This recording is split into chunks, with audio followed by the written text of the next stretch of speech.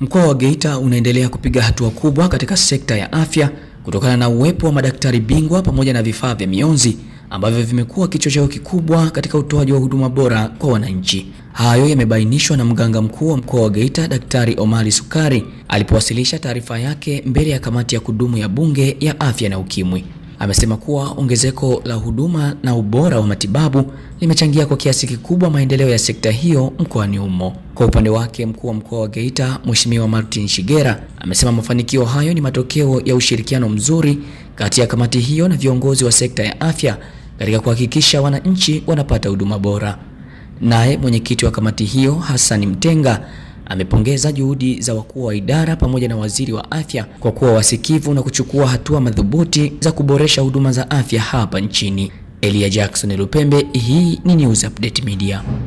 Mkoa wetu sasa hivi unaongezeka kwa madaktari bingwa zaidi ya 12 ukilinganisha na mwaka 2021 ambao tulikuwa na madaktari bingwa wasiozidi 4.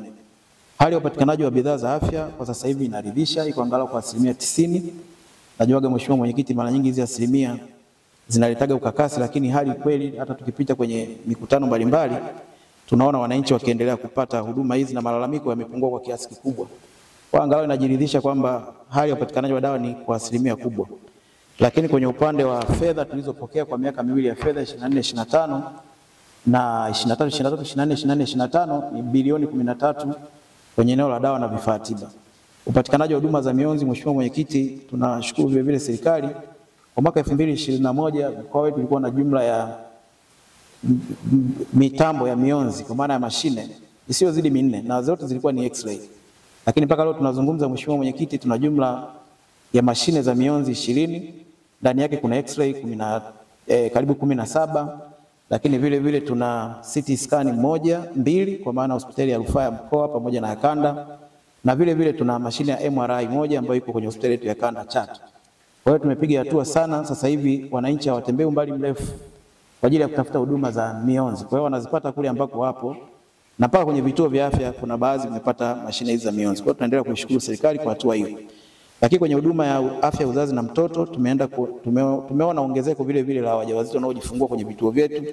Ukiangalia mwaka uliopita 2023 jumla ya kina mama 113,755 walijifungua, lakini kwa mwaka 2024 ambao tumemaliza hivi karibuni jumla ya kina mama 119,105 wamejifungua, ambao ni sawa na 96% ya malengo ya kina mama ambao tulitarajia wajifungue kwenye vituo vyetu. Mheshimiwa Mwenyekiti, hii nayo inadhihiri na inaonyesha ni kwa namna gani ongezeko la huduma na vituo vya kutolea huduma vimeendelea kuongeza idadi ya kina mama kujifungua katika vituo mbalimbali na hatimaye kuongeza idadi ya ambao wanajifungua. Mheshimiwa Mwenyekiti, vile vile tumeongeza idadi ya vituo ambavyo vinatoa huduma ya upasuaji wa dharura. Kwa mwaka 2021 tulikuwa na vituo 18, lakini mpaka leo tunazungumza, Mheshimiwa Mwenyekiti, tuna jumla vituo 31 ndani ya mkoa wetu ambao vinatoa huduma ya upasuaji wa dharura kwa kina mama na upasuaji mwingine mbalimbali. RMO ni matokeo ya kamati hii kuidhinisha bajeti inayowasilishwa na serikali.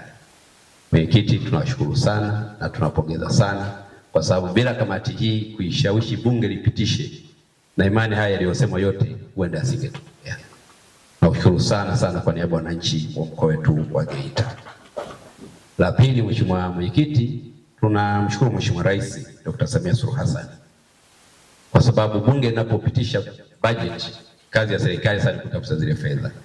Dr. Samia Suluhu Hassan hapumziki, anatafuta kila linalowezekana kupata fedha ambazo Watanzania wanahitaji kupata huduma.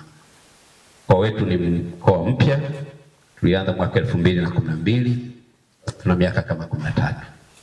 Kwa hiyo hatakuwa na hospitali ya rufaa mpaka Dr. Samia Suluhu Hassan anaingia madarakani mwaka 2021. Sisi hospitali yetu ya rufaa ya mkoa ilikuwa ni hospitali ya halmashauri ya mji wa Geita.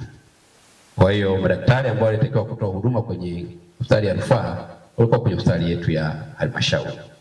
Kwa hiyo unaweza kuona jitihada hizo ambazo zimewezesha sasa kukamilisha ujenzi wa hospitali ya rufaa na kuanza kutoa huduma ikiwemo huduma za kibingwa pamoja na vifaa vya kisasa ikiwemo CT scan. Tufikishie shukrani zetu za dhati kwa Dr. Samia Suluhu Hassan. Kwa kweli serikali imefanya kazi kubwa sana. Nimshukuru waziri mwenye dhamana ya afya na naibu wake waziri lakini na wakuu wote wa idara.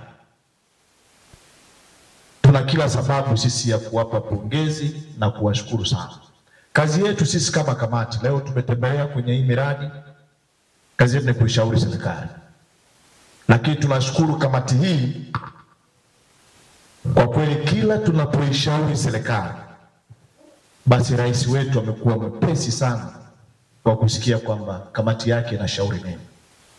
Na ndio maana mnaona matokeo haya ambayo yanatokea. Lakini rai yetu sisi kama kamati, kuna kujenga majengo na kuna kitu kinaitwa huduma. Vitu viwili tofauti.